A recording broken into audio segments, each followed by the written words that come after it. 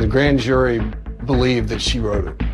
Dang! The intruder theory didn't make sense to the grand jury. Oh, bing again!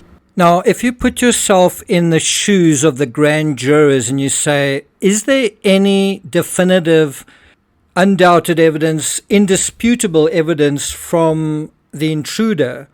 The answer is no. Unless you accept that the ransom note is that one piece of evidence that proves there was a kidnapper and an intruder.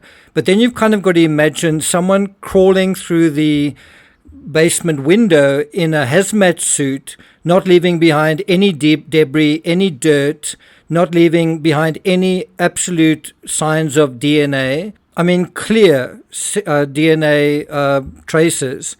And then also not leaving behind very clear and obvious fiber traces. There was no witnesses, nothing like that. So you've kind of got to imagine someone climbing into the window in a hazmat suit, somehow not disturbing that spider web, and then writing the ransom note with the hazmat suit on, and then also feeding JonBenet pineapple while wearing the hazmat suit as well. It's more than a little unlikely, right? Now, if the grand jury made two great strides in the right direction, Jonathan Webb provides more insight. By the way, Jonathan Webb was one of those jurors on the grand jury.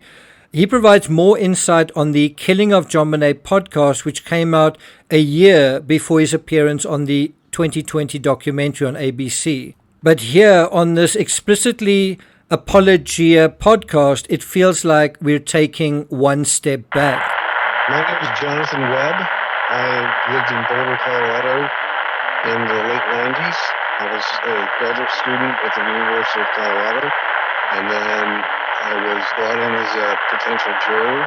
The process of a grand jury is where the prosecutor presents the information. There is no defense, lawyers, or personnel there.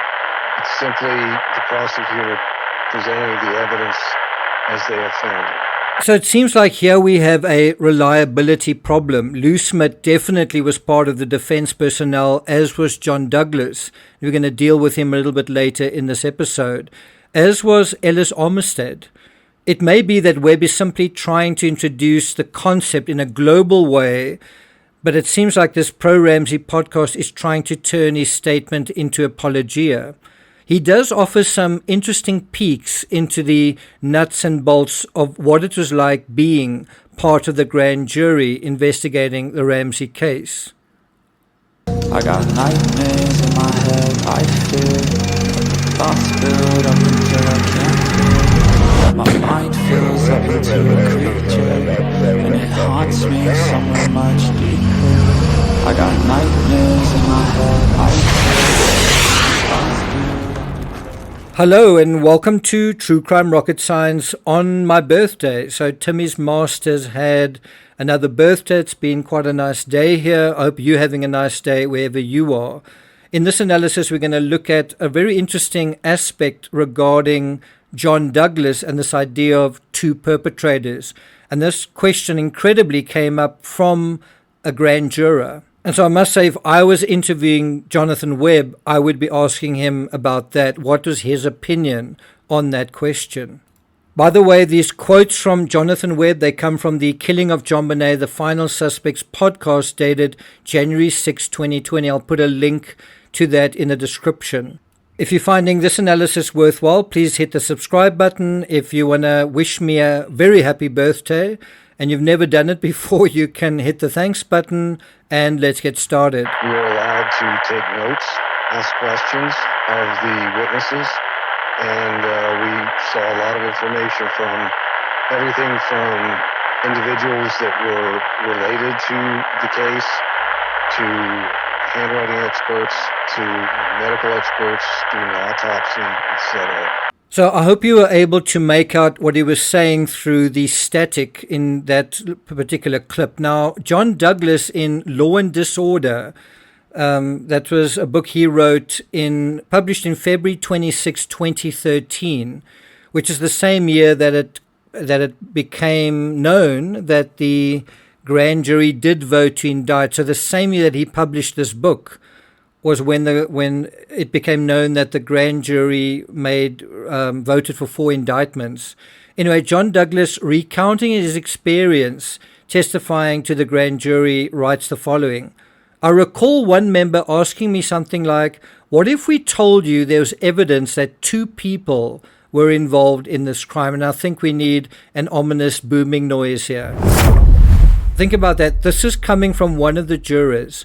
What if we told you, what if us jurors informed you, in spite of your testimony, there's evidence that 2 people were involved in this crime? And that is what I've been contending as well, that you might have 2 perpetrators, one wielding the blunt force, the instrument that caused the blunt force trauma, and the other one wielding the paintbrush and nylon cord. Now, this is such a staggering and I think important area which nobody thinks about, no one really talks about, yet it's coming from the ground zero of the grand jurors themselves. I think we need to backtrack a little and get a little bit more context in terms of John Douglas recounting his grand jury testimony. Bear in mind, he's a defense witness. He is a Team Ramsey hiree, right? And so he writes in his book, Brian Morgan had called to tell me the grand jury wanted me to testify. And so who's Brian Morgan? He's John Ramsey's lawyer. And the grand jury, you've just heard them say that they were allowed to ask questions of the witnesses, and they were allowed to request certain witnesses testify before them. I wouldn't be surprised if they wanted Berg to testify, and I wouldn't be surprised if they wanted Doug to testify, that they literally made those requests. And then they also requested this FBI profile, and you can imagine someone with John Douglas's reputation. You know, The Silence of the Lambs, I think, came out in 92, 4 years before this case. You can imagine that he could be tremendously influential, tremendously, his reputation precedes him, just like Lou Smith's did. And yet Lou Smith and John Douglas, these 2 heavyweights for the Team Ramsey defense, weren't heavyweight enough to convince the grand jury otherwise. Anyway, and then he says, I told them you didn't have any notes. So that's what Brian Morgan told the grand jury. And then he responded, I do have notes. You do? I did bring them with me, and when I got in the grand jury room, they let me, and this is so incredible. We've heard John Ramsey and all of these people saying it's a one-sided argument. Only the prosecution side is presented. Even Paula Woodward saying the same thing. And yet you literally have a star witness for the defense reading their notes, he says pretty much verbatim, into the record, including his candid observations on many of the key players. So you've got this very influential figure, this very respected figure, ex-FBI, presenting his case, and what do the grand jury think about it? And I think one of the things they've got to weigh is, so you think an intruder wrote this ransom note and did it before he committed the crime? I think even the most simple-minded people don't think that that's the case. Anyway, then he goes on to say, 2 of the grand jurors had backgrounds in science, so I knew it would be important to explain to them what I did and how we had developed the discipline. And this is so important. So within this thing of the science, he says, I recall one of the jurors asking me something like, what if we told you there was evidence that 2 people were involved in this crime? Now, what's so incredible about that is, in the midst of John Douglas presenting his theory, a juror basically says, what if we remind you that we do have scientific evidence that shows 2 people were involved in this crime? And the only caveat I would add to that is that a reference to 2 people involved in killing JonBenet, because that's one scenario, or is it 2 people involved in the aftermath of the crime, because that's a totally different ballgame? What do you think that refers to? I think it refers to 2 people involved in the killing of JonBenet. And so John Douglas responds, I've investigated and testified in cases in which I thought there were 2 people involved, but I don't see it here. Now, interestingly, John Douglas was also involved in the West Memphis 3 case, which was kind of around this idea that 3 perpetrators could have been involved, which I believe was the case. because there were also 3 victims there. And in that case, he also seemed to think that there was one perpetrator. How can you have one perpetrator and 3 victims? How does one perpetrator control 3 victims? I think it was difficult enough for Richard Allen with 2 victims, but he had a weapon. And then he says, he added, if you actually have the evidence you mention, then why am I here? Why are you talking to me? Go with your evidence. I think the reason he was there was because the grand jury wanted to know, okay, what is the defense case here? We've heard this evidence. Is there some kind of strong counter narrative? And it sounds like they weren't very convinced by it at this point, saying, if we told you there was evidence that 2 people were involved, that is basically discounting, dismissing his theory. And guess what the grand jurors decided ultimately? They ultimately rejected not only Lou Smith's theory, not only John Douglas's theory, but the entire intruder theory.